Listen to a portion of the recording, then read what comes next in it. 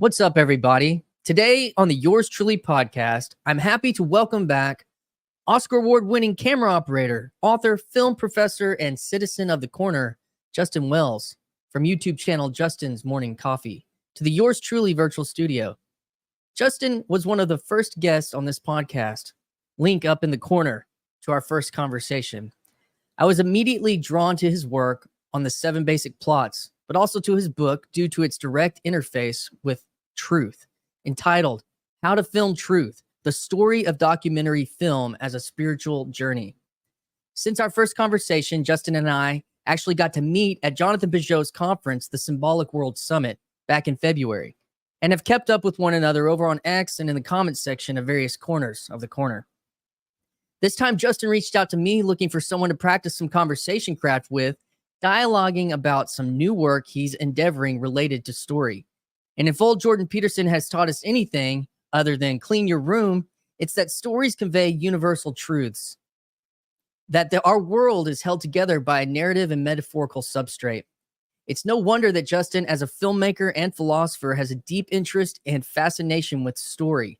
And as film medium is such a huge player in purveying story to our culture, we will get into that and more. But first, if this video is helpful, give it a like. If you want to keep up with the channel, hit subscribe. And if supporting this channel makes sense for you, consider one of 3 channel membership tiers. Channel memberships gain access to early podcast previews and members-only content. Top tier members gain a voice to help build this little corner of the internet. So check them out. Membership link in the description. So today, let's take the story of story further in our conversation with Justin as we practice some conversation craft here on Yours Truly. So without further delay, I give you Justin Wells from Justin's Morning Coffee. Hi, this is Christian Baxter, and you're listening to Yours Truly, a place we go to think out loud.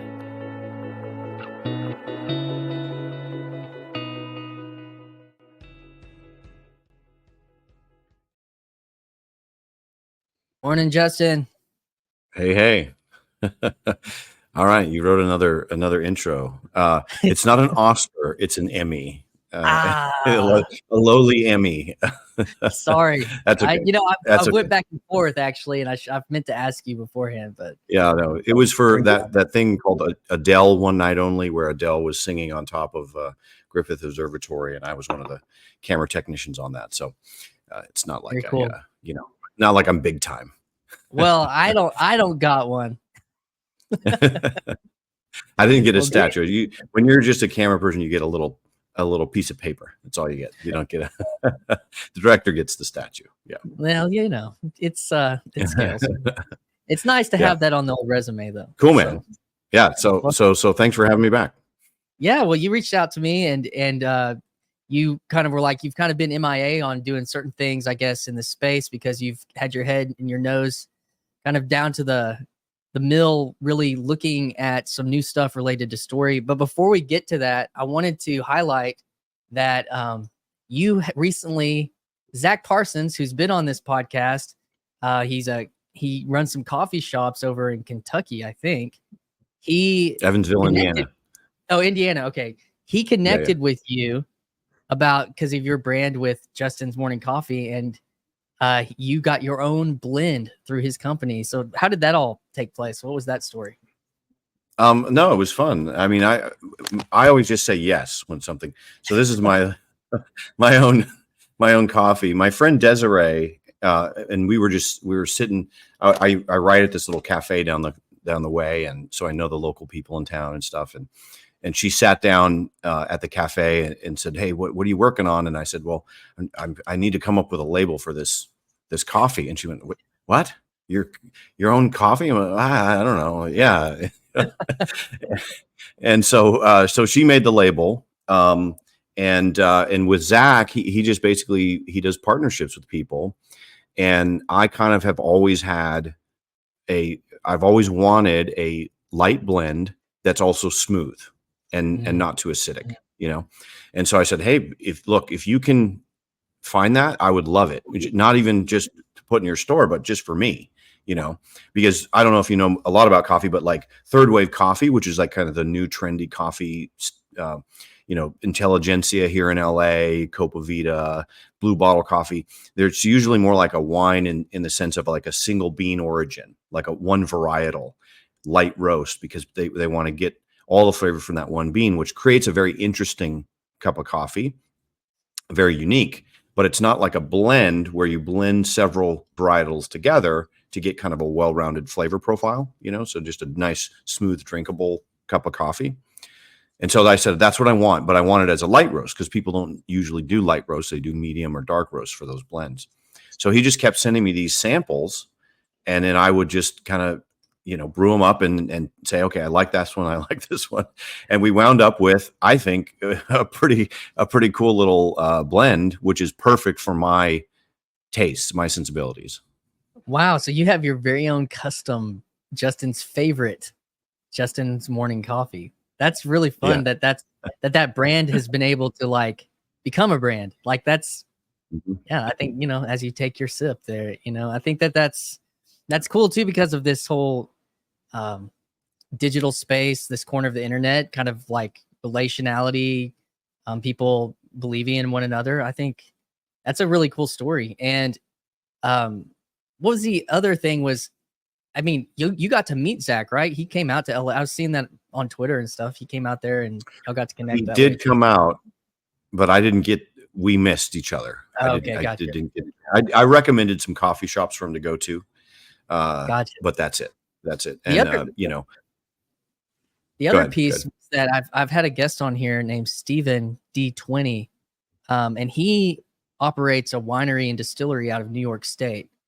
And I heard you, I think it was on Zach's podcast, whenever y'all were talking about this, you consider yourself to have kind of a pretty acute palate, you know, really, you consider yourself a connoisseur of sorts.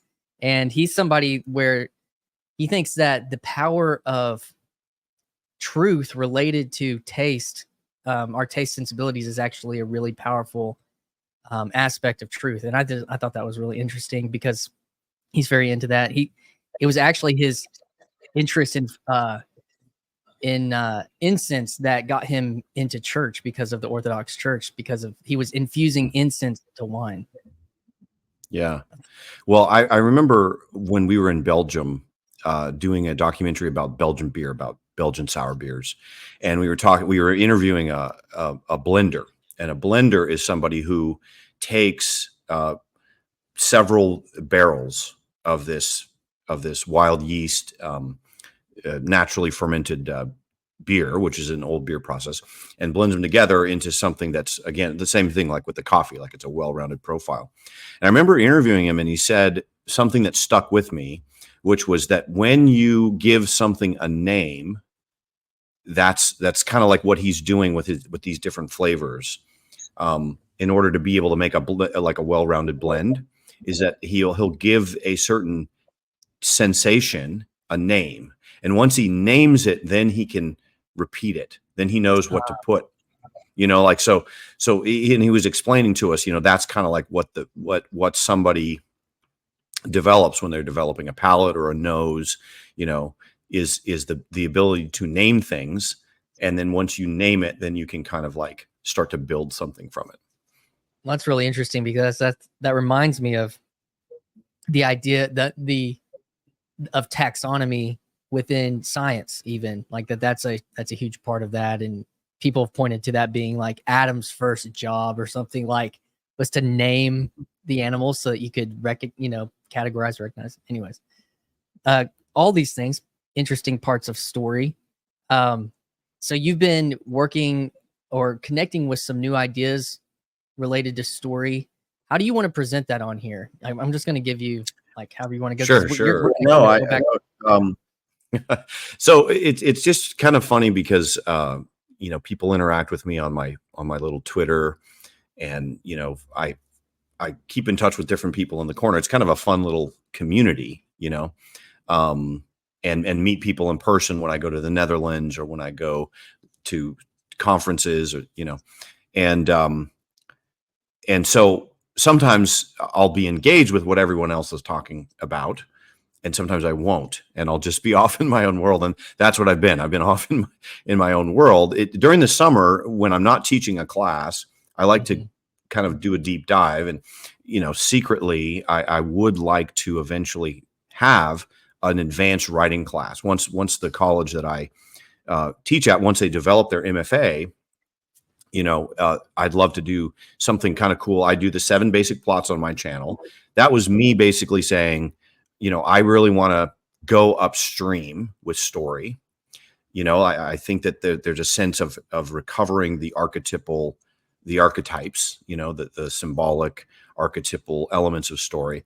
And so I just started with the 7 basic plots because I figured that's just, here we are on this part of the river, and I'm just going to keep going upstream and as far as I can get up to the headwaters, So it's through the 7 basic plots and then into sacred writ, because the way that people understand story in the Bible is a lot harder than just the movie that you saw on Saturday to try to figure out what it means, And so that's been my journey for I'd say the past 2 years.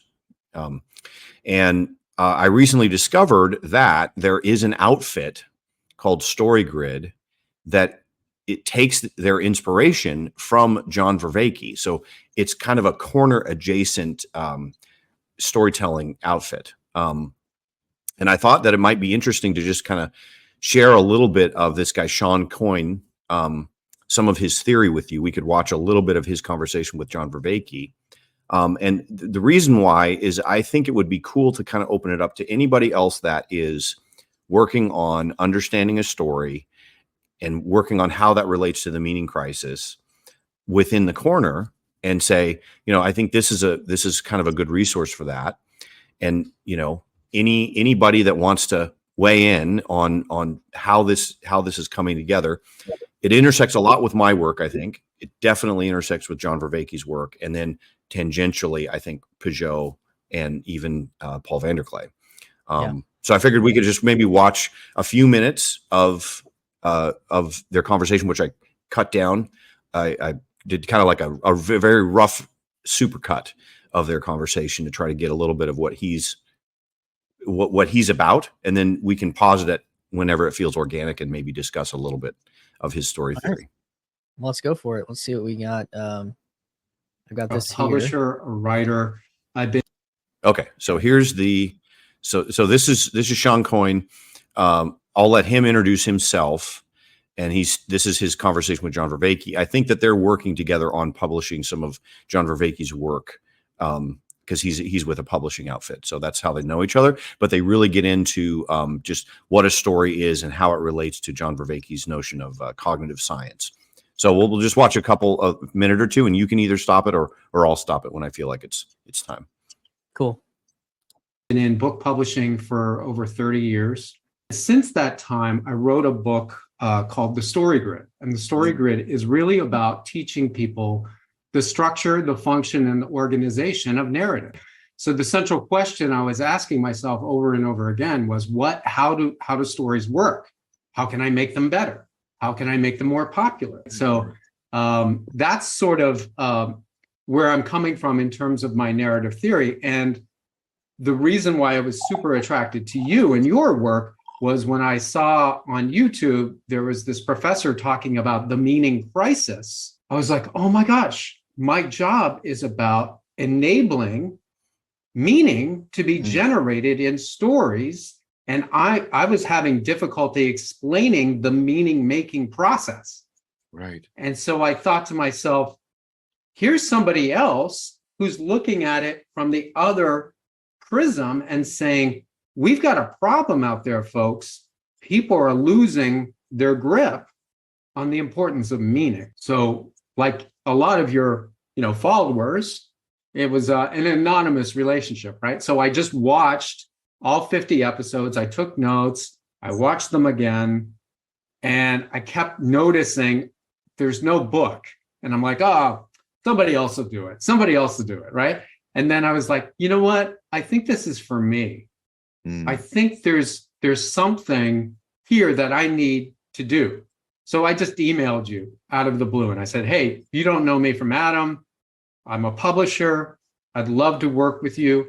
I would love to put these books into the world because we need something tangible, right? To hold on to say this. Yeah. This is what I think about that. So anyway, I'm sorry that was a long sort of No, introduction. that was great. Okay. That was great. Well, the central thesis is Okay, so that's who he is. Now he's going to get into what his theory of story is, and how he basically how it relates to Vervaeke's work and this notion of the meaning crisis, and what he thinks needs to happen in the world of storytelling to recover a healthy sensibility, I guess you could say. So is there anything you want to say? Did any of that strike you? It just was interesting that it sounds like it was playing a deep sense for, is his name Sean? Yeah, Sean. Yeah, like it was helping him discover meaning for his own life, actually. Like who's going to do this? Who's going to do? Oh, I think this is me, you know? So I thought that was a little meta or something related to the whole conversation, but that's all I wanted to say. Yeah. And so he's out in LA and he's connected to, well, yeah, let me say a little bit how so this is what's interesting to me. If you want to understand the landscape that we're in terms of movies, novels, and philosophy and culture and everything that we're in today. So obviously, you know, the stories were informed, you know, prior to modernism by scripture, you know, and those were the stories that people would live inside, you know, and there was no real questioning of it. It's just, I go, you know, if you lived in Italy or something, there'd be the cathedral and it'd have all the art on the walls, and you'd think, oh, there's Mary, there's so and so there, and here's me, I'm connected to that, you know. But then it was sort of like it started to recede and it started to get lost and it started to get questioned and everything. You get to the Nietzschean notion of, well, you know, I don't have this, I'm not connected to that story anymore.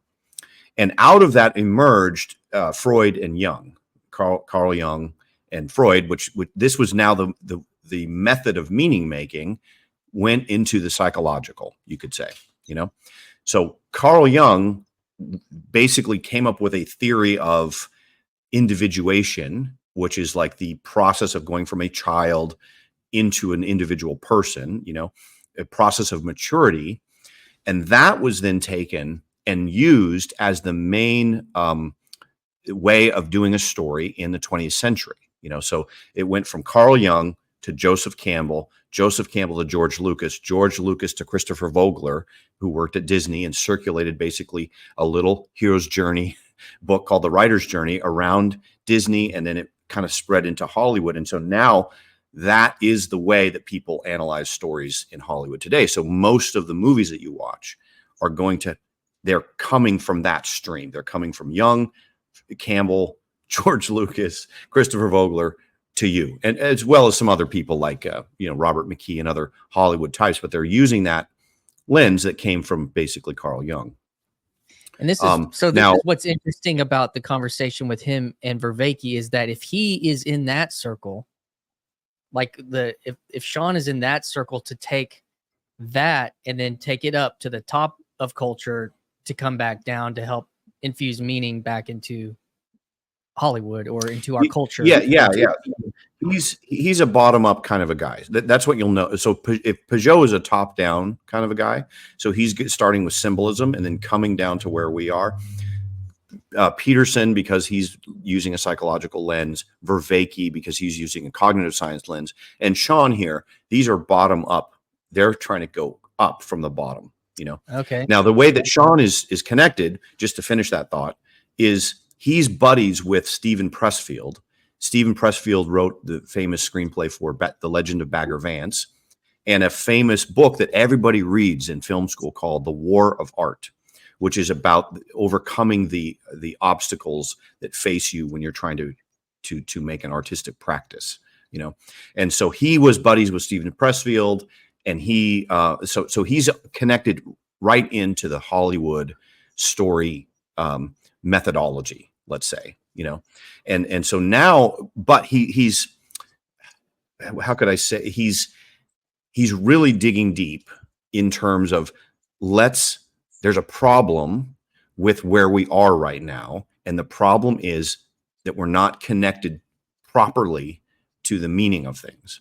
And so that's kind of where that's where in the story we find ourselves at this point. Yeah. With his story. And it's interesting when you give the example of like the cathedral, like, which would be something along the lines of Vervaeke saying like, that's what it means to be embodied inside of a story, and the story's all around you. And as we get into this kind of radical individualistic reality that we all having to all cultivate our own meaning autonomously, it's too much, and we don't have enough on our own.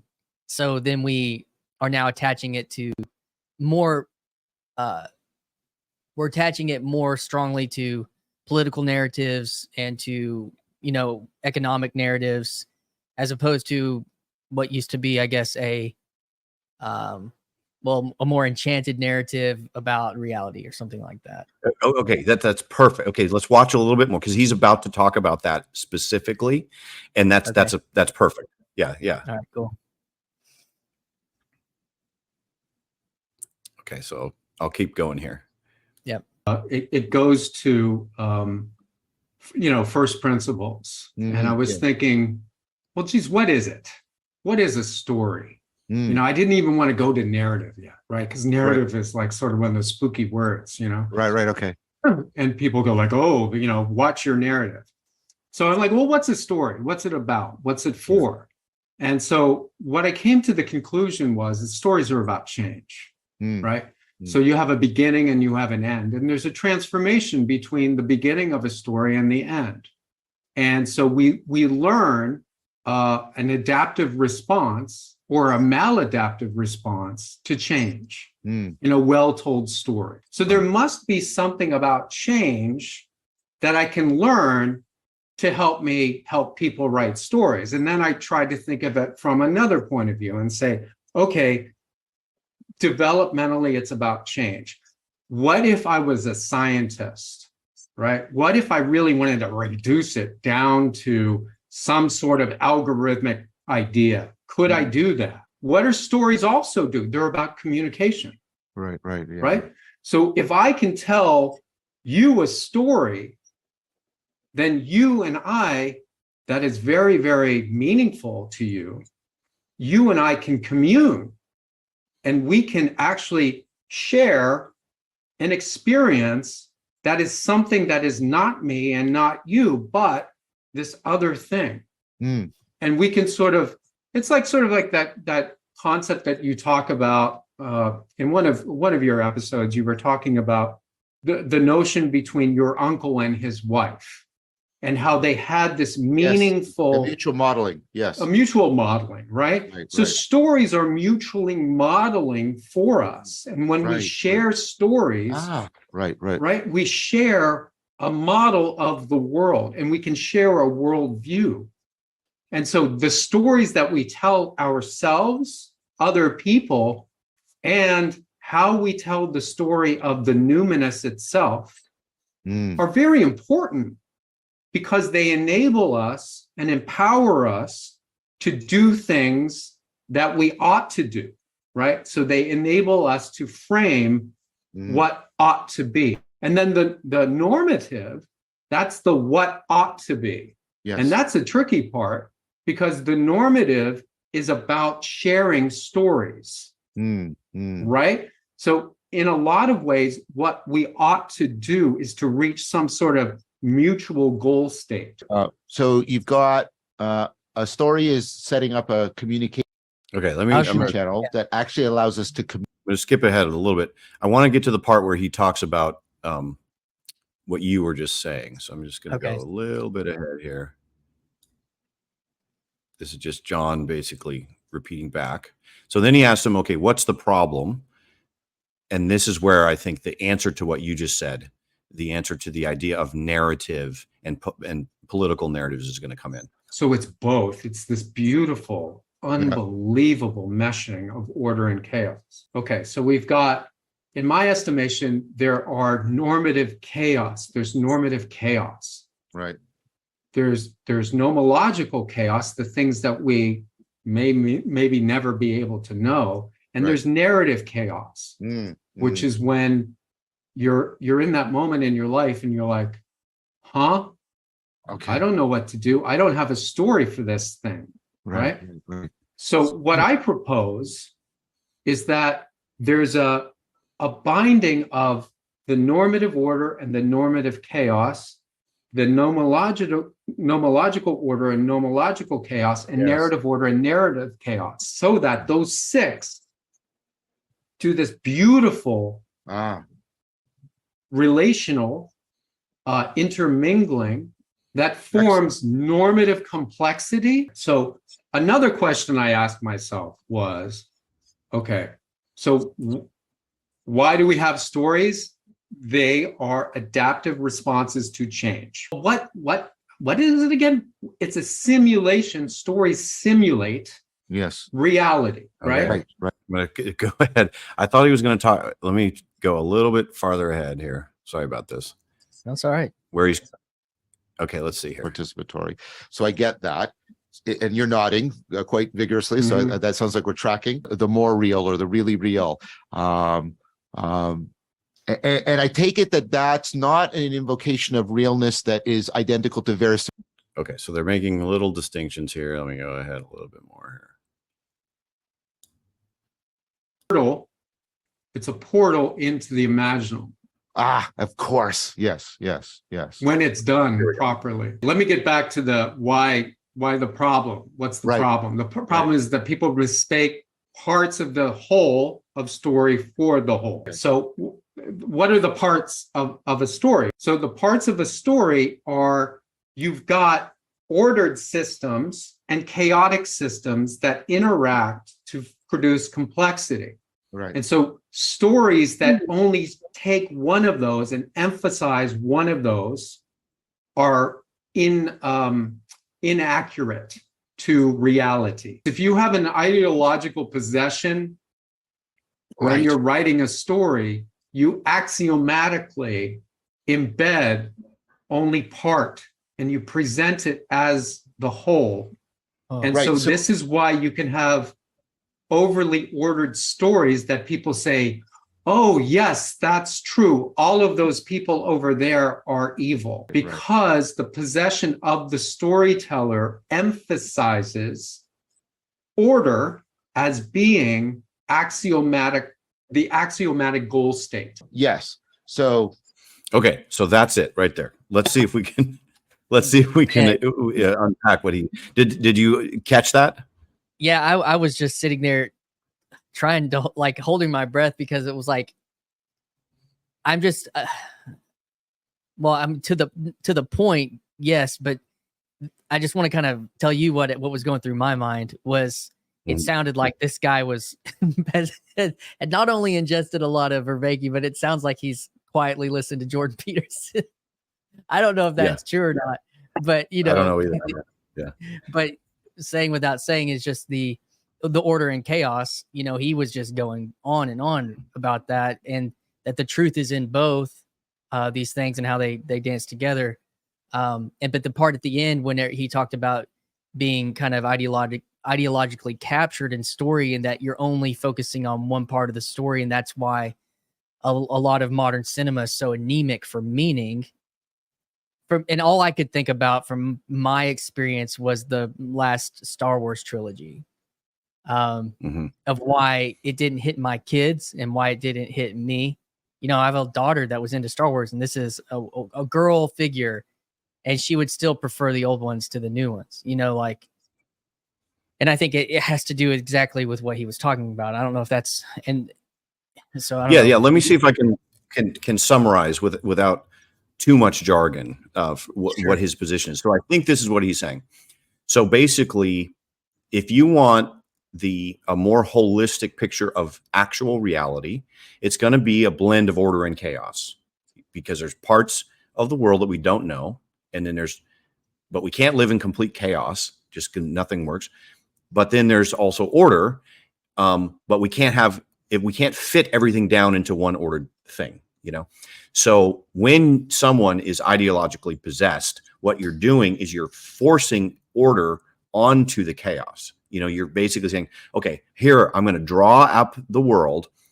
Here's the good people. Here's the bad people. And now everything fits into that everything that they do is bad. Everything they do is good. It's kind of like if you're a Yankees fan and a Red Sox fan and you're watching the game and it's like the call goes your way. You're like, well, that was totally just. That was exactly. And then it goes against you. And you're like, well, that was totally unfair. Whatever. Yeah. Like you're forcing a very chaotic part of reality into this narrative of, Yankees good, Red Sox bad, Yankees good, whatever it is. And you never deviate from that, How is that different? How is that different from archetypes? Because archetypes seem to work as a type of this rule. Like I think about the nature of an Indiana Jones, and we're talking about like good and evil. Like the idea of good and evil seems to work. But why is that different with what we're talking about within like an ideology? And I don't know how to put my finger on it. I feel like it is. Well, it's so in the 7 basic plots, which I've been delving deep into for the past year. He talks about the idea that a story is to make the protagonist see whole. So the protagonist starts only seeing part of the world, and they have usually a blind spot which we're made aware of, but the protagonist is not aware of. And this is how comedy works.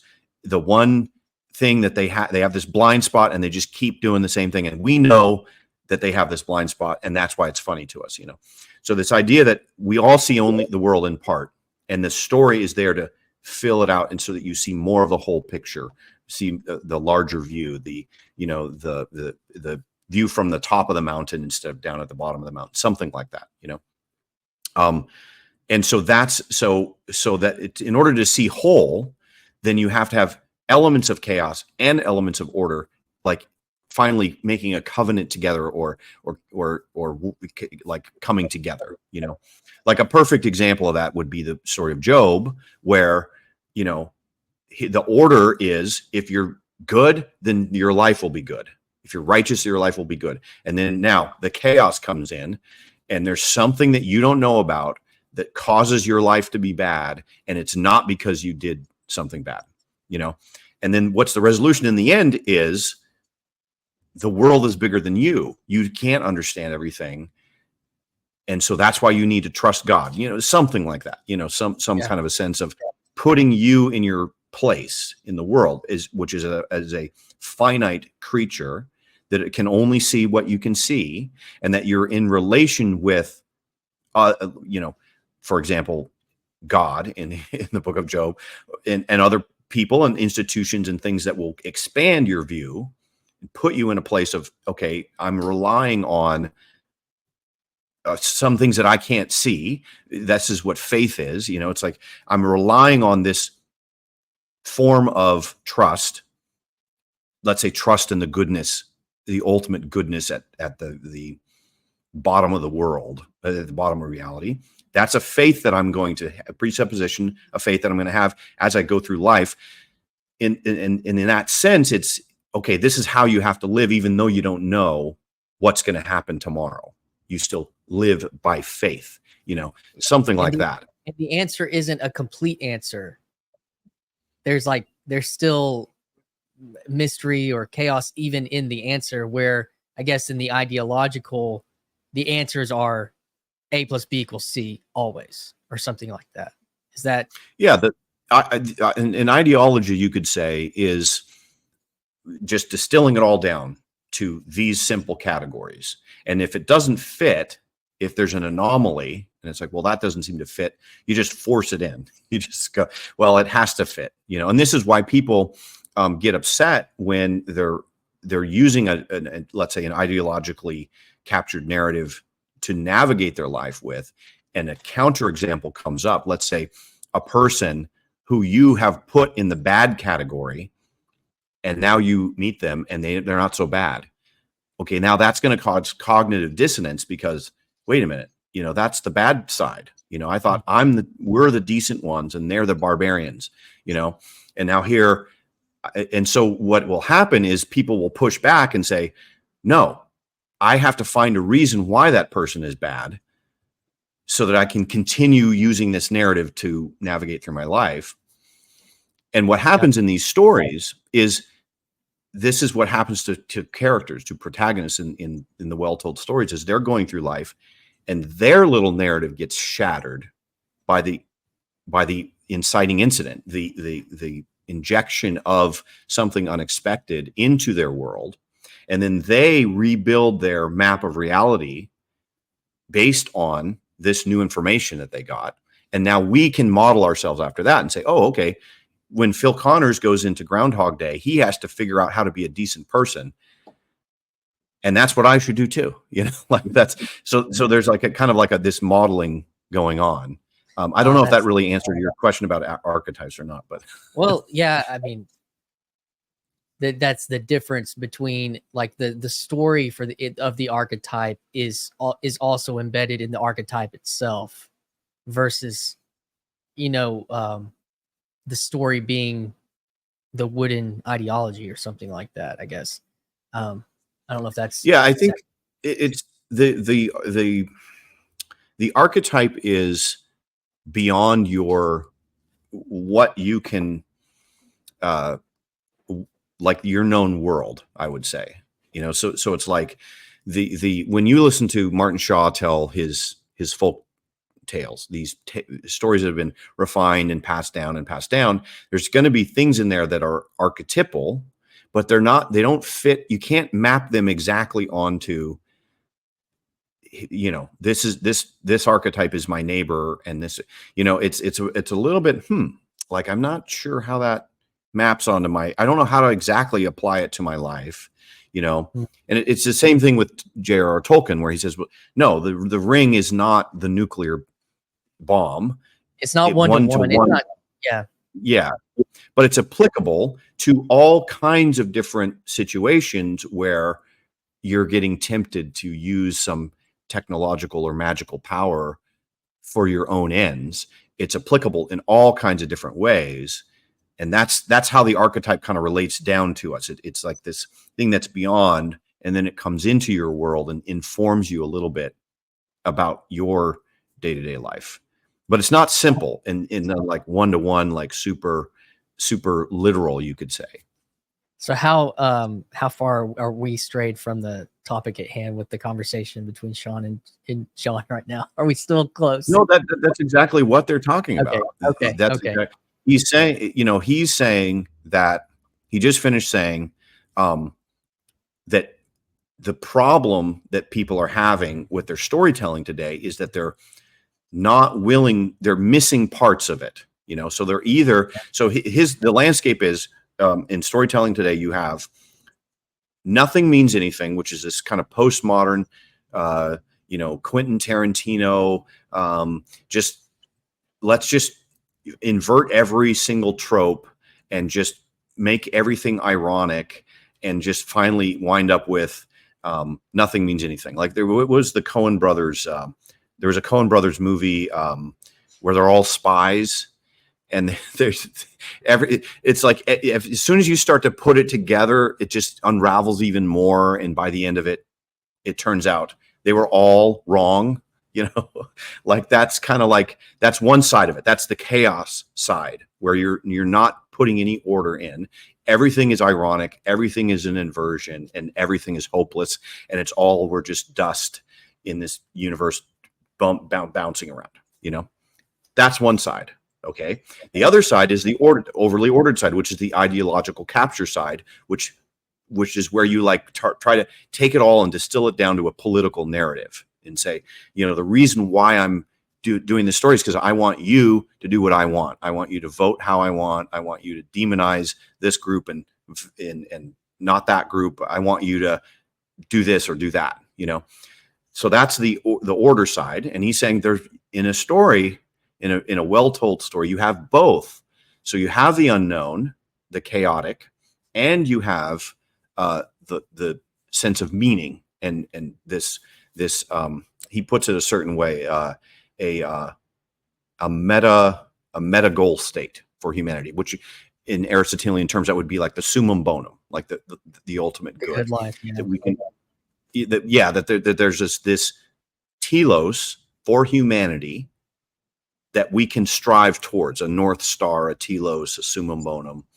And so it's not just the Coen brothers world of, I mean, in this one movie from the Coen brothers, not that the Coen brothers don't approach that sometimes, or the Quentin Tarantino kind of a thing, or where it's just this kind of postmodern, nothing means anything, so we might as well just all enjoy ourselves and just eat and drink for tomorrow we die. And kind of play, and everything's just playing.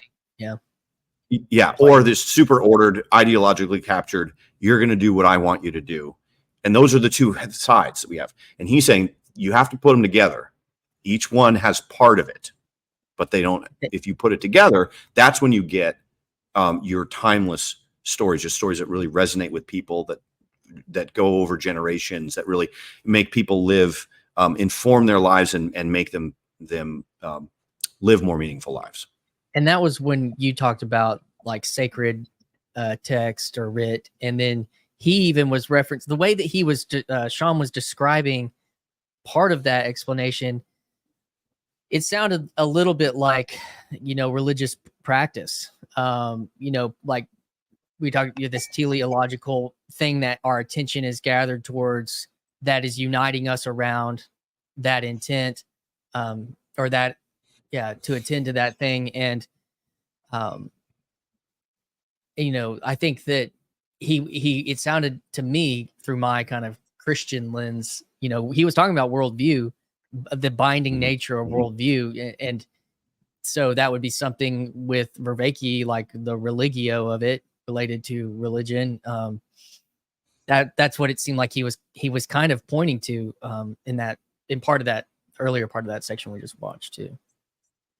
Yeah, exactly. This is exactly, and this is how it relates to my work. So okay, I have been saying this for a good number of years now, which is the hero's journey is not a formula that you put into your story so that it sells better.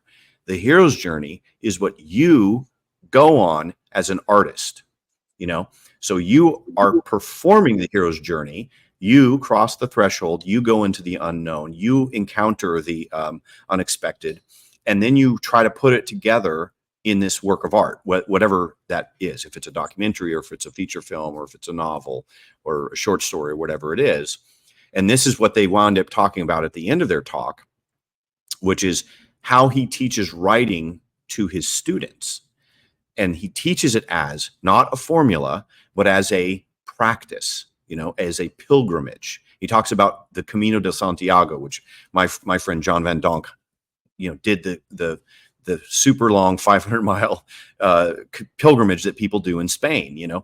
The idea is that you start on a journey, and knowing that you're going to encounter some chaos, encounter the unknown, and your plan for, let's say, your outline that you did, and you're like, okay, I need to have an inciting incident, and I need to have this character, and I need to have that character, and I need to make sure that I have a progressive complication and then a reversal and blah, blah, blah.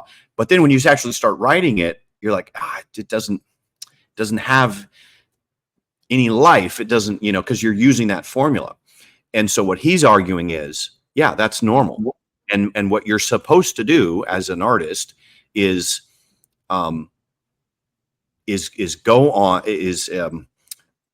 get punched in the face by it not working, frustration, and then work through it and try to find the way forward through order and chaos. The order part is you saying, here's this formula I want to use. I want to do a crime story. So I know I have to have a crime, and I know I have to have someone trying to solve the crime.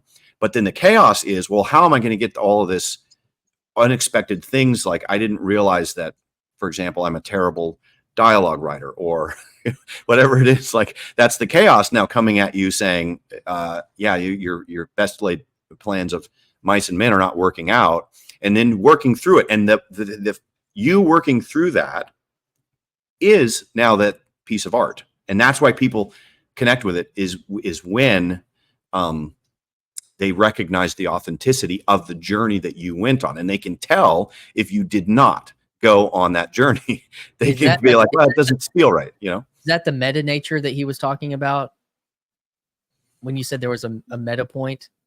Yeah, well, he's talking about a goal, like okay. Well, that to me is that the story, the good story is not just that you can write a good story, but that it's the story of you writing the story as well. Mm-hmm. Yes. Yeah, and that's why I think that people, the formulaic approach doesn't work for people, because you can't just paint by numbers. You know, you can't just. Yeah, you have to have some plan. Man, I feel like for me, and I'll reference it again, that the Star Wars trilogy, it's like the second one it's like we're saying that out loud. It's like, oh, well, we have Star Wars and we have that formula. Let's just plug and play these things inside of it and wash our hands and make some money. You know, there was no real, I mean, I'm sure there was, you know, certain struggles related to the nature of making film, but like,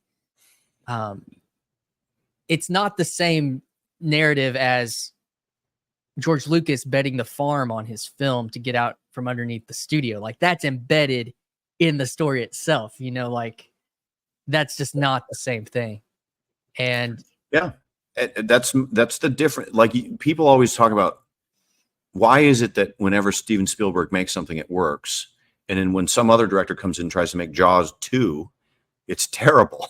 You know, it's like, that's the same thing. It's the same water, same shark, same characters. And I think that's probably it, is that Steven Spielberg is willing to honestly engage with the actual questions he has about life, and use his art making as a way of exploring that. And we can see the journey. He also, I mean, from what I understand, he embeds himself into the filmmaking process. Like, he's a pretty had been, at least when he's younger, but a very hands-on director, like getting behind certain cameras and helping rig certain things. I don't know. I think that would play a piece in it as well. That kind of connected nature to your craft. Yeah. So I think and when he talks about a goal, what should the goal of the artist be, or the writer? It should be that you want to be someone that uses this medium to explore the human condition.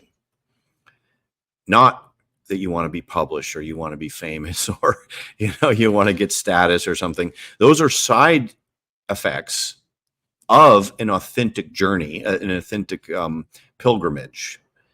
That's kind of what he's arguing, I think. Yeah. I mean, I think that's true. I hope that's what I'm doing. I hope. I call this stuff conversation craft. I'm trying to, you know, look at it as such, as opposed to just a formula, but, you know, a work and a craft to try to get better at and explore the things that are inside my head, that for a season of my life I probably was nervous or hesitant, or maybe didn't have the right skills built up to maybe verbalize as well, when it comes to things that, something like Peterson says, you know, be precise and with what you're saying. So I don't know. I relate to that. So for you, like, now you're saying that he's saying that it's not, let's get out of just the formula. Let's get into the kind of, I mean, it sounds kind of meta, but the you writing the story is as important as the being able to write a story itself, or something like that, or make a film. And so do we have other, there's two sides to that as well. Like, so I talked about order and chaos in terms of the postmodern nothing matters is the chaos side, and the ideological possession is the ordered side. But you have those two approaches when it comes to artistic practice as well. There's a one person that says, nope, it's all intuitive, it's complete, I don't need to know, I'm not going to try to put any order on this, I'm not going to outline it, I'm not going to I'm just going to let it flow. You know, I'm just going to get in the flow state, I'm going to let it flow. Well, that in that case, he's saying, no, like you can actually know, for example, if you know what genre you're working in, because you're in a relationship with your, let's say, your reader or your listener or your viewer, and if you're, for example, doing a crime story and you show the crime in the beginning, you now have implicitly promised that viewer or reader that there's going to be a scene where that crime is solved in the end. That's your obligatory scene, they call it. It's this relationship that you're developing. Now, if you're just someone who likes to pull the wings off of a fly or something like that and mess with people, then you might just say, oh, well, I'm not going to do that. I'm not going to have the crime solved. I'm just going to show a crime and then I'm going to go off somewhere else. What you're going to get is a bunch of pissed off people going like, hey, you promised me this obligatory scene and you never. Okay, well, now there's a lot of people that are writers. They don't know what the obligatory scenes are because they're not familiar with the genre conventions, you know?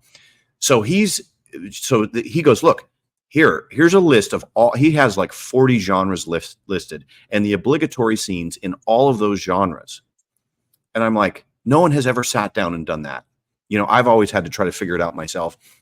So it's like, yeah, you should know that, you know, but without using it as a formula, you know, you should know, okay, the people are going to be expected, for example, the hero in mercy of the villain, hero at the mercy of the villain scene is a famous, if you're doing an overcoming the monster story, there's going to be the one scene where the bad guy has the good guy like in the chains and he's about to, you know, cut him up or something like that. And you think, oh no, how is he going to get out of it? Well, that's a convention that you can either just do it straightforward, or you can say, well, how is it? What's my spin on this convention, or this obligatory scene going to be, or whatever. But if you just waltz through and say, well, I'm not even going to care about that. I don't, you know, you're not in a relationship with your viewer anymore. You're just in your own head, you know? Yeah. Or you're either that, or like you said, you kind of have like kind of an FU mentality, one of the two. And then I kept, I'm just stuck in this. Oh, you know, we talked about everything being downstream from modern culture with Jung and Freud, and then Campbell and Lucas. So I'm kind of stuck in how I'm trying to interface with this in Star Wars. And so, but that reminds me of something about like, well, what do you do when Obi-Wan Kenobi gets killed by Darth Vader? What are you going to do with that? You know, and it's like, oh, is that it? Like this sage, is it over? You know, and I don't know. And that obviously spurs on the protagonist or whatever. But there was an honoring of that later on. You know, the voice is in his ear, and then there's the ghosts and whatever. I don't know. That's what that kind of interfacing when you're talking about. I don't know if that's the right thing or not, but that's what came to my mind. Right. Yeah. Well, no, I mean, you know, Star Wars is a fascinating case, I think, because George Lucas basically took Star Wars after the fact and put it into Joseph Campbell's hero's journey. You know, so he kind of had a hodgepodge of different things of you know, 1950s serials, right? Of, you know, spaceships and whatnot, and Excalibur sword, and you know, all these different things, and Kurosawa films, you know, where it was the point of view was told from the two lowly people instead of from the top, you know, the point of view of the droids, you know, that's Hidden Fortress from Kurosawa, you know, that you see a similar story structure. But then he goes, and he reads Joseph Campbell, and he's like, okay, well, I got to make sure that I put all of these, you know, moments in there. And in the 70s, you know, again, these subversive stories were so prominent that this one just felt like, it just felt nice. It just felt, oh, you know, there's hope at the end. There's a knight in shining armor and a princess. And, you know, he's putting in these archetypal elements. And it just worked for people, you know, it really resonated with people. And it showed, to me, that shows just how much we need that more transcendent meaning in our environment today, when you're not connected to very many meaning making institutions anymore, or communities anymore. How how much that really resonated with people. I'd say Harry Potter's another one. You know, Well, that reminds me of grabs like, the contrast between, you know, I'm thinking about the Marvel Cinematic Universe, and there was tons of archetypes in there, and there's a, you know, like the ultimate point of the, at one point, mildly narcissistic person laying down his life for everybody, and, you know, it saves everything, and then the how, you know, gripping that was in this saga. But the other one that was coming to mind was well, man, I lost it already. But the well, I had another thought on that, but another example. yeah, another The example. Marvel Cinematic Universe. Yeah, but man, it's frustrating. Star Wars. Yeah, I there's something maybe you said within the Star Wars stuff, but oh, it was kind of the surprise of how well Top Gun did, the sequel to Top Gun, because Yeah. it was very tropey in that sense, but it was kind of like, I mean, breath of fresh air, and then I mean, to, you know, and there was it wasn't trying to be subversive in any way, really, to any other than just be a good kind of redemptive hero story and pass the torch and this kind of thing. So that's what that Top Gun story kind of made me think about that. It did. It had an inner and an outer conflict, and that's one of the things you also need for like a full story is, and this is what I'm learning from these guys, is that oftentimes you'll have the external forces of antagonism, which in this case is the mission that they're flying is very difficult, and they've got is it the Russians that it's against, the MiGs, whatever. That guy, yeah. And so you got the external antagonist, but then you have an internal conflict, which is his own guilt about his goose dying when he was a fighter pilot. So when you have those two things, oftentimes that will help you do a more a story that resonates more with people, because it's not just the external conflict. You're also having an inner transformation that has to take place, you know, and I think they did well with that. And that takes us back to the conversation about transformation being central to story. And it kind of, and that was actually making me think, you know, being raised a good, proper Baptist, you know, you got to know your testimony, you got to tell your testimony, you know, like, but that the whole idea of that is sharing a story of change within your life, you know, like that was, and that I couldn't help but think, okay, transformation's a central part of the story, man. That was why that seemed to be so important. But at the same time, I guess a critique I would give it is something related to like a hyper individualization of faith being, again. So, I mean, yeah, we all have our personal experiences with things, but it was kind of like apart from institution or something, apart from like body or something like that. And so I don't know. And well, it's the same thing as how people can tell when you, as an artist, do something and it's inauthentic, you know, like you didn't really go on the hero's journey when you did this, you just did it by a formula, you know. Same thing with a testimony, right? When people think, well, I need to have a status gaining story within my community that sounds like the one that everyone else is telling, so then you come up with one and people, it doesn't seem that seems disingenuous, you know, like we can pick up on it, we can tell, you know. Man, so is there other parts before we kind of tag on to the part about story grid? Is there anything else in this clip that you have that we want to look at? No, I think we I think we covered we summarized most of what he said. I mean, the only thing I would say is that I would like to see the intersection between Sean and the story grid stuff and John Vervaeke continue, you know, because I do think that that's a fruitful line of inquiry, and it's definitely a kind of a little bit of a road that I'm going to go down myself. Yeah, so let's talk about it. Okay, so let's see. Let me pull up my notes here. See if I can find. Oh, so All right. So this is the other thing that they do, is that they call them, they say that the only way, like I said, like if the formula, you can't just go by a formula. So how do you do it? How do you become a good writer? They will analyze what they call masterworks. And so they'll say, okay, now how did J.K. Rowling do it in Harry Potter? How did, and so I just got one on the Wizard of Oz. He does a whole deep dive into the Wizard of Oz. And so let me just read a little bit of some quotes from it that I think will illustrate how in almost every good masterwork story that these elements are going on, but that the author is really having to uncover, to discover these things.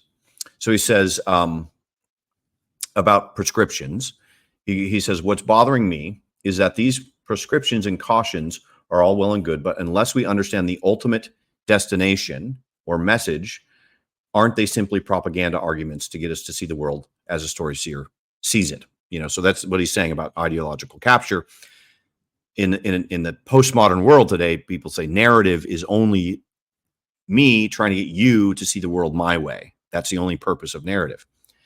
But he's saying, is there an ultimate destination? Can I make a point on that? Yeah. To me, that reminds me of like, so if your worldview is that power is the ultimate the telos for everything, the narrative is only used for trying to gain power over somebody. Yes.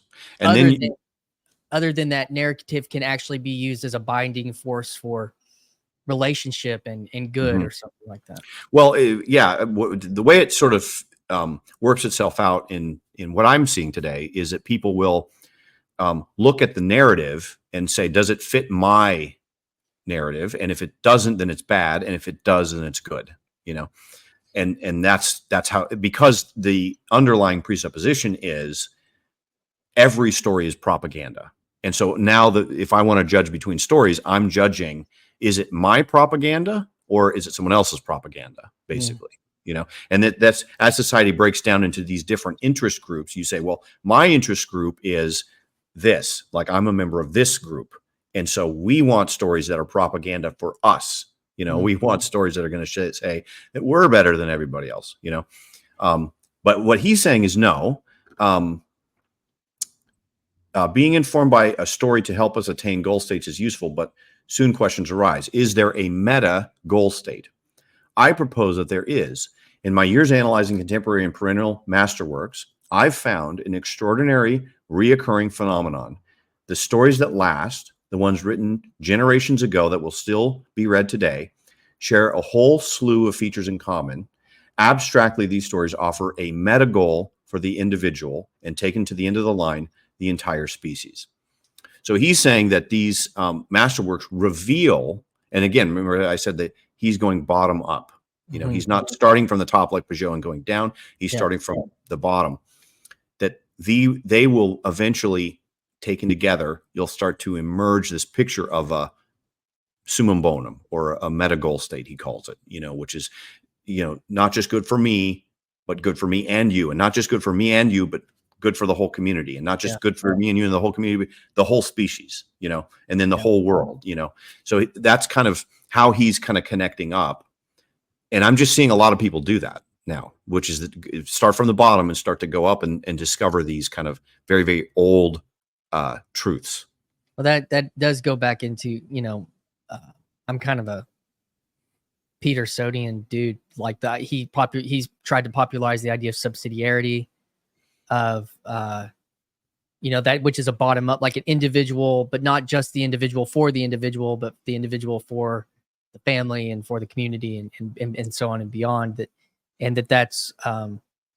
is even the big thing that he tried to launch last fall, which was ARC, Alliance of Responsible Citizens, were tell a better story, not, I guess, maybe only to win, but to for the summum bonum, for the good of all, related to maybe certain narratives that seem like it's not, I guess you could say. But yeah, I that's where I'm seeing some of that. And then it's really cool to hear that you're seeing it even in Hollywood, making connections to this corner of the internets, and via Vervaeke. And really interesting to have somebody I don't really understand, because I don't have the context for Sean Cohen's position in that space, but the fact that he watched all 50 Awakening from the Meaning Crisis, that says a lot to me, and I know will to a lot of people in the space. I think that's really fascinating. What are some other notes you've got there?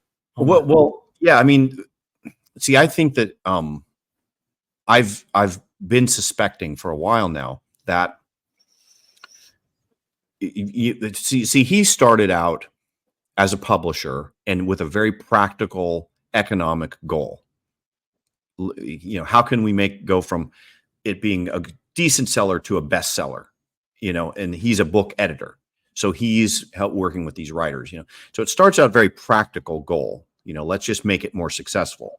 But in doing that, then you have to take into account the reader and the relationship between the author and the reader. And then you're saying, okay, well, we want the good between that relationship. Again, like, it shouldn't be just like the writer thinking to themselves, well, these people are all idiots, I'm a genius, and they just don't get me. Whatever, like that kind of a thing. He encounters people like that all the time.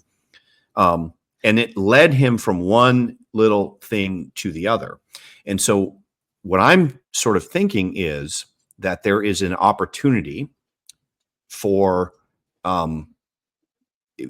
because when something works, it becomes successful, So in that whole world of people that want to be writers, people, that have these passions, or, they want to be storytellers, they want to be writers, they want to be filmmakers, they want to, that they're not getting what they need from, let's say, the usual way that these things are taught. They're either getting a formula, or they're getting the free flow, anything goes, just wait for the muse, and there are a few people now that are engaged in the same sort of things that you're thinking through, the same sort of things that I'm thinking through, that are now starting to put tools together that I think can actually be used, for example, in a film school, and you can actually get people to the point where they are connecting to ultimate things better, and also being successful, like also having it.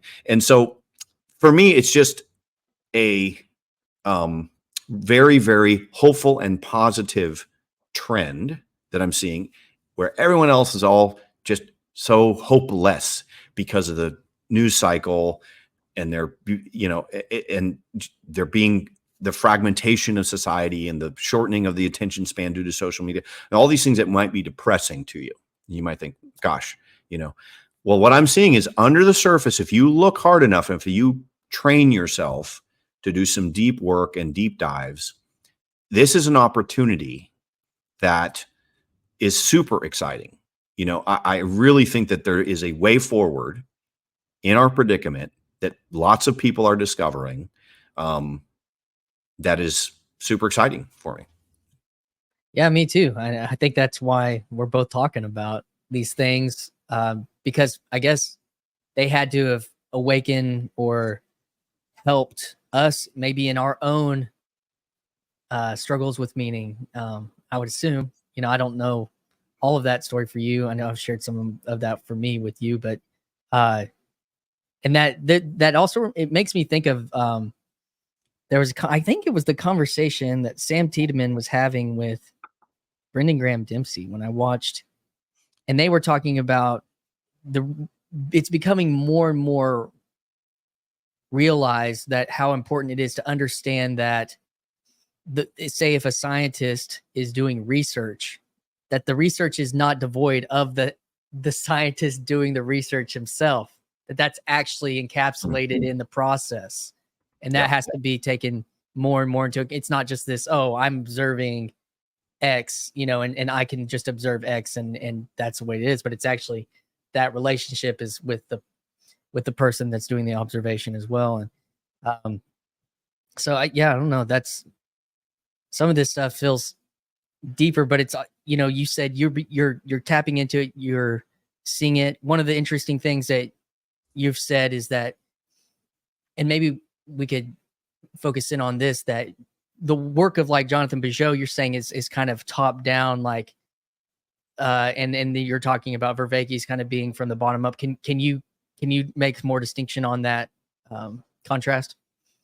Yeah, I mean, Paul Vanderklay talks about this a lot, which is like you can just go and say, look, I'm going to go back to the traditions, and I'm going to just not worry about the post-Humean culture of doubt that we live in, the skeptic, like the philosophical skeptics, like David Hume, for example.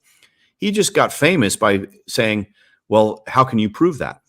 And I went, oh, I never thought about that. How can I prove that? And he said, well, you don't know it then, and then Immanuel Kant said, oh, Hume awakened me from my dogmatic slumber. I was assuming all these things such as other minds and an external reality that I live in and all this stuff, which we know, like we live in a world and we operate according to that every day. But because you couldn't play the game in such a way that you could philosophically prove it, Hume's got you. It's like checkmate. You can't prove it, can you? And so then everybody gets into the state of like, well, then we're living in this world of skepticism. We can't know anything. We can't assume anything, everything. And then you have this Kierkegaardian leap of faith. It's completely irrational to even believe in anything transcendent except for what is in front of you. And then eventually it gets smaller and smaller and smaller, where it's like, well, now you can't even trust that. Like, Rene Descartes, I don't even know if there's an evil genius, causing me to see everything, and we're all living in the matrix or whatever. And so it gets pushed down, more and more skepticism. And so you can deal with it by either bottom up or top down. When you're in that predicament, you can either say, okay, I'm just going to start with psychology. I'm going to start with the good for me and you, the good for me and you in the community, and I'm going to go up and up and up. Or you can just go, forget all that. I'm going to go top down. I'm just going to go straight to the top. I'm going to straight to the source of meaning. I'm just going to presuppose it. I'm not going to try to prove it using scientific methods. I'm not going to try to please Mr. David Hume. I'm just going to assume it, and I'm going to live my life that way. And that's the top-down approach, and they eventually meet. That's kind of what you're seeing. I think Peugeot and Peterson is a perfect. They just met right in the middle there when they had that conversation about when the transcendent and this, the other world and this world touch. That's kind of what you're seeing, and so you can choose which approach you want to take. How about both? Yeah. Well, because. Oh, man, there was a really interesting. Do you know who Chris Williamson is? Modern Wisdom on YouTube. Have you ever seen? He's a podcast. Yeah. Uh-huh. He had a recent conversation released with Alex O'Connor. Used to be Cosmic Skeptic. He has softened on his skepticism. He's been influenced by everybody we've been talking about. Still, he calls himself an agnostic now. But so Chris Williamson has had he's doing some like mini vlogs, like 8-minute vlogs now in between some of his episodes. And there was a vlog section after his recent conversation with Alex O'Connor. And Alex O'Connor said something to the effect of, I got leery or tired, or basically that there wasn't any meaning for him to completely try to Hume this thing, to completely criticize, to completely try to knock down. He's like, all I'm doing is actually creating helping create existential crisis after existential crisis for thousands and thousands of people. And he gets he said, I get emails where it's like, now what? Like I'm in an existential crisis. Now what? And he said, and now I have to realize, wow, I have to be responsible with what I'm doing. So he's having this he's kind of seeing more in his need to be responsible for how he's conveying his messages, but also there's some top down stuff where he's appreciating Lewis and Chesterton, and like he's quoting them and interfacing. So I think that's a really interesting story that I'm paying attention to a little bit in this space, you know, adjacent spaces and such.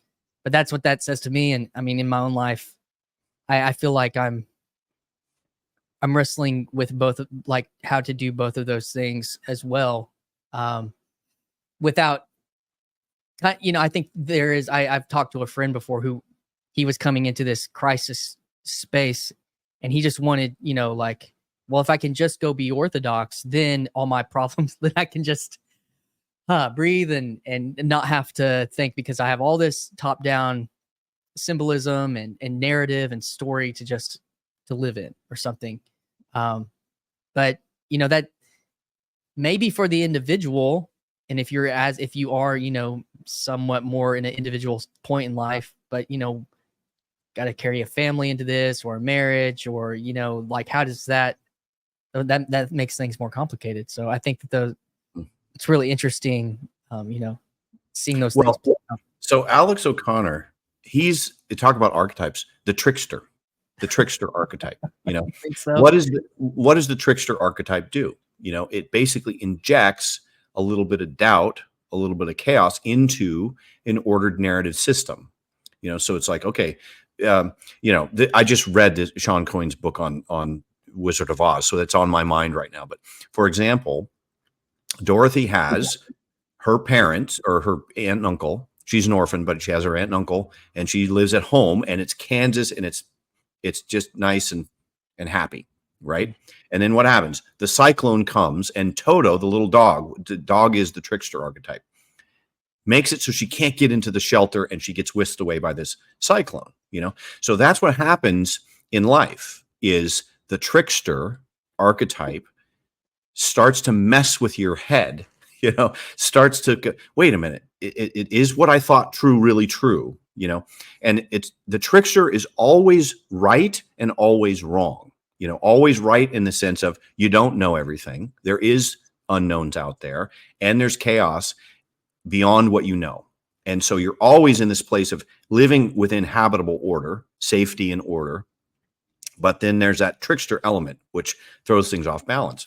And then in the process of the story, what happens is the trickster actually helps you because it forces you to expand your cognitive frame. You know, so you have a small picture, a low resolution picture. Think of like the Sunday school version of, let's say, a Bible story. You've got the childlike one, which works when you're a child, you know, but at some point you need that trickster to come in and stir things up so that you can expand it, so that you can go, like St. Paul says, from childlike to adult, you know, from milk to meat, you know, so you can grow up a little bit. And so in Wizard of Oz, for example, she finds out that the world that she thought was safe and happy isn't quite, that there's unknowns out there. There's witches and flying monkeys and whatever, you know. And it's like, yeah, that's true. You're gonna grow up, and if you grow up in a sense where you're taught this frame, this ordered frame, will always serve you, and you'll never encounter a counterexample or an outlier to this frame. What's going to happen? Your whole world is going to fall apart eventually, because it's going to be so tightly structured and ordered that it just takes one little counterexample and the whole thing just falls down. I love that, because that's the deconstruction trope of a type of fundamentalism that you're talking about, like that, okay, everything has to fit, you know, there can't be any error, I'll put it that way, you know. And so like, and if as soon as you introduce one, then the whole thing falls apart, you know, you're telling me, you know, to that point, I'll just give the example. You're telling me the earth is X amount, you know, not this old, but it's that old. And I don't know how to refute that with science. And then the whole thing rests on that. And I feel like those are the things. I mean, you can get into other biblical criticism, but like at least within the new atheist frame, it's funny that what's interesting though is how, like you said, it's like people actually needed that trickster. They actually needed that to be able to find their way, just like you said, into a deeper, more robust faith, or understanding or belief. And of course, not everyone has maybe found their way back to that or something, but the ones that I have, and a lot, and many people that hang out in these spaces, it seems like that's been a part of that journey. It also was making me think about the purpose that there's. What is I couldn't remember that. Trickster is not the exact right word, but the deceiver, the idea of Satan, like, well, what is that purpose? Why is there purpose there? It's like, oh, maybe he thinks he's deceived you, and then all of a sudden it's like, oh, you fell into a deeper meaning. And then the other piece that it made, that as I'm just saying this out loud, it kind of made me think of that interesting idea about Jacob being the heel puller. Like what does that mean? Like Trickster. Right. So I don't know. Those are just things coming into my mind about that, but I think that's awesome. Yeah. And so, how these things, like you're saying, as you understand them, you can see them, more clearly, or in a way that helps you make sense of all sorts of things. We talked about with Job, like sometimes making sense of suffering or making sense of existential crisis that from a trick, and being able to know that you can find your way through there.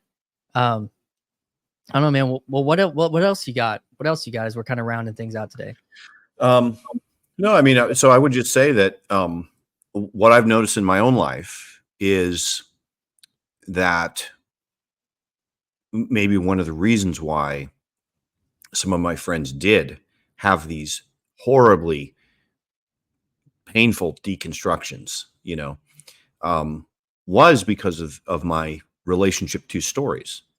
Because that's what you're seeing the same pattern happen over and over, where you've got a protagonist who has a plan, and then there's an interjection of chaos into the story, and they have to deal with it. I mean, one of the things that I thought was so brilliant about J.K. Rowling in Harry Potter was that Harry never felt confident. Like everything, it's like, oh, you're a wizard, Harry, you're a genius, everything. But she always would find a way to make him go like, I'm not sure I want to be the chosen one here. But that means I got to fight a dragon now. Like I got to, somebody put my name into the goblet of fire, and now I got to compete against a bunch of older kids and stuff. I'm not ready for that. Like this sense of the future coming at you and unexpected things coming at you that you have to deal with. And that's the human condition. So you expect, okay, look, anytime I go off to do something, it's not going to go exactly according to my plan. I'm going to have to learn how to adapt into every environment that I go into. And I'm not going to have the answer before I start. Just like I'm not going to have the answer to my novel before I start writing my novel. I'm not going to have the answer to my business when I start my business. And so you learn, okay, I can relax into the idea of the uncertainty of the future, knowing that this is a natural process that happens in maturing, in accomplishing anything of value, in going after meaning. It's a faith kind of, you're resting on, okay, I know that this isn't exactly going to be easy. And I know that this isn't exactly going to be simple. But that's okay. I'm just going to trust that this process that I've seen all these people and all these stories go through, that same process will work for me, Yeah. To embed yourself in the story, to embody the story as a real part of reality. And it's one of those, it was making me think was this idea, something along the lines growing up where it's like, I know God has a plan, and maybe that breaks down for you along the way, like whatever that means or what you used to think that meant, but that there's a deeper meaning to that, in the fact you could say it's something like, we're all in a great story, and even in our own lives, and that there's going to be ups and downs, and multiple ups and downs. I think even, which is one thing that you introduced me to when I first started looking at your material, was the two mountains on the journey. And I can't remember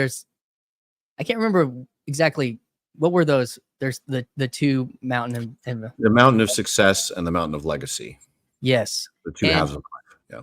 That really resonated with me whenever, earlier this year, when a lot of people that I used to be in ministry, and a lot of people that were in that space were talking about John Mark Comer. And I was like, okay, another guy, you're out in LA. You probably have heard of this guy. Have you heard of John Mark Comer?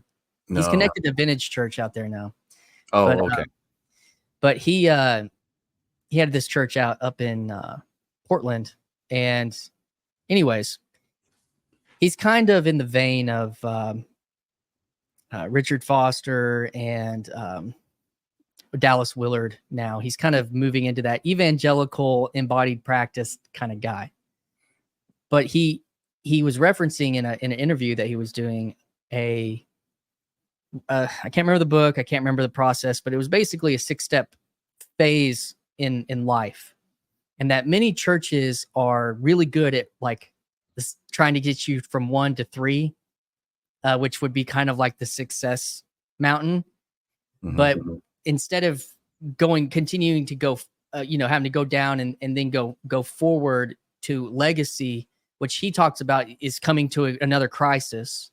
Like, oh, you have success, but then you come into another crisis. And at that crisis, instead of going through the crisis, the meaning crisis, instead of going through it, people just hop over to like another 1 to 3 narrative. Just repeat the first mountain again. Yes. And try to repeat that again. And you just keep doing that. And that's part of the problem too. And so the church, whatever you want to call it, that thing hasn't seemed to be very successful in getting people from 3 down into 4 and 5 and then up to 6, the legacy and that kind of thing. And I can't remember what the names of them. It was his conversation with Carey Nieuwhof, if you ever want to check that out, because it was very, it was so good. Paul referenced it at some point back in February and whatnot. But anyways, that's what that was making me think about in this life, and being able to look at stories and being able to ask yourself the question, where am I? Yeah. And instead of it just being like this kind of postmodern thing that you were talking about with like Tarantino or whatever, well, it doesn't matter. There is no story. It's like so you just bumble around, be hedonistic or nihilistic or whatever, man.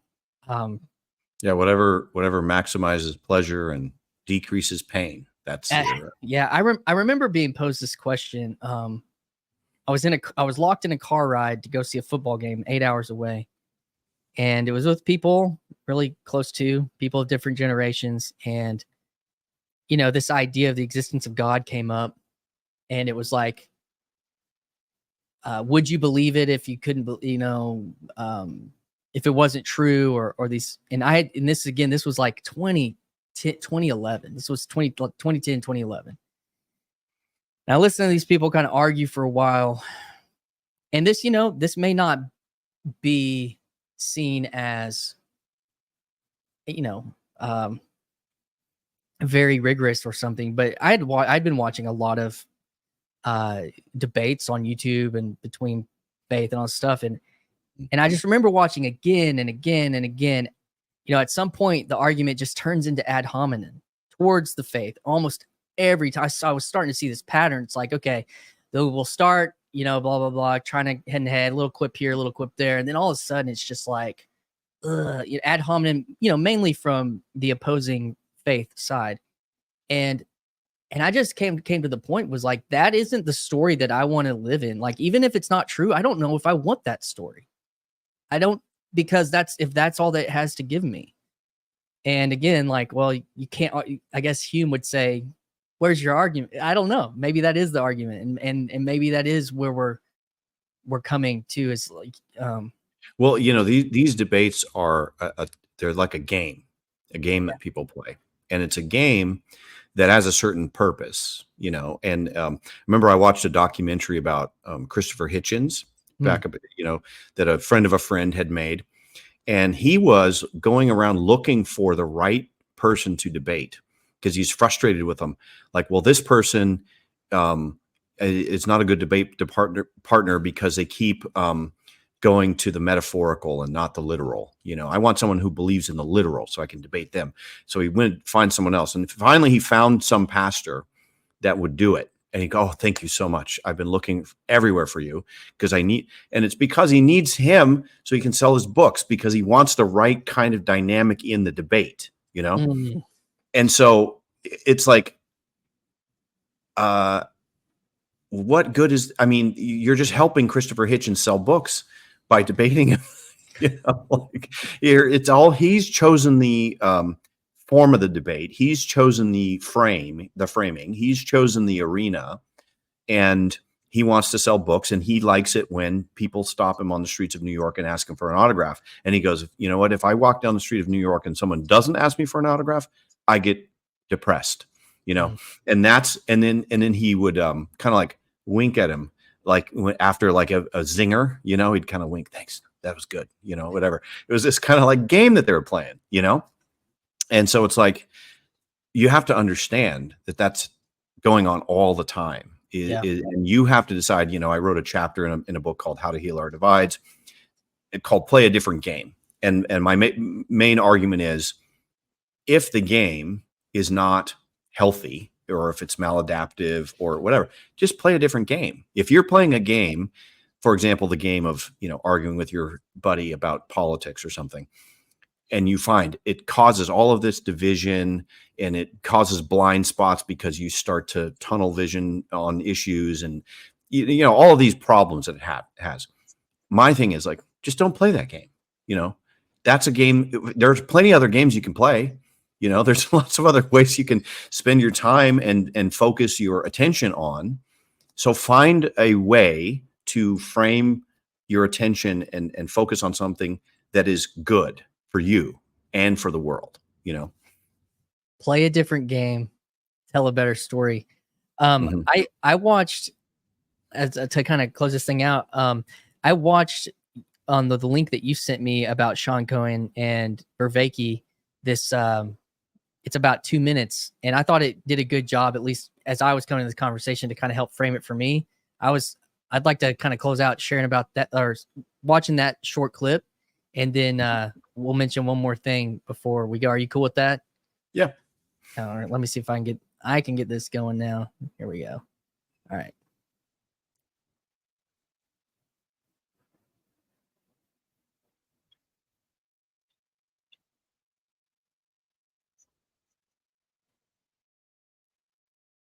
I'm not hearing anything. Are you? You're not hearing it? No. Oh, dang it. Let me see. Oh, man. Frustrating. Audio. Let's see.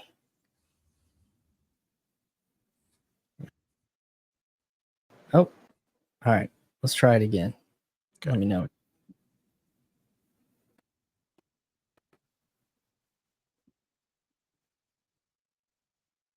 I hear it now. No. But is it just music? Maybe it just cuts out the music. I'll wait till someone starts talking. No.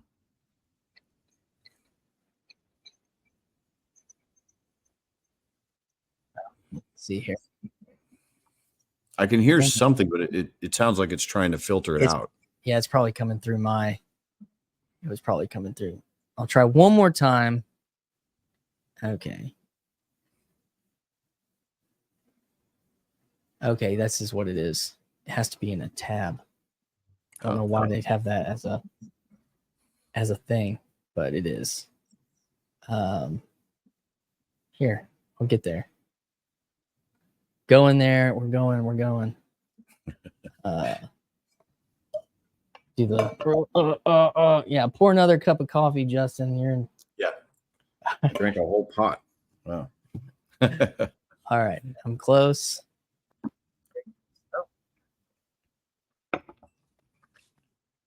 All right, here we go. Share, present, share screen. We're getting there. All right, let's see. And all right, this should work. And here we go. Tell me now. Way before the internet linked computers together to release the power of distributed computation. I hear it. Distributed cognition. This collective intelligence we have is our most powerful adaptation for being on the planet. You and I are speaking English. Neither one of us invented English. Neither one of us are maintaining all of this technology.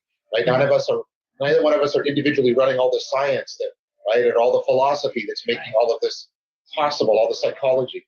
Like what happens in these practices, you know, the circling, the philosophical fellowship, the dialogos, people get a sense of the presence of this collective intelligence. The ancients had a word for it, logos. That's what's called dialogos, dialogue, the way of the logos, and how that could guide them into a process of deep existential meaning, transformation, and a guide for the cultivation of wisdom that all human beings ultimately need.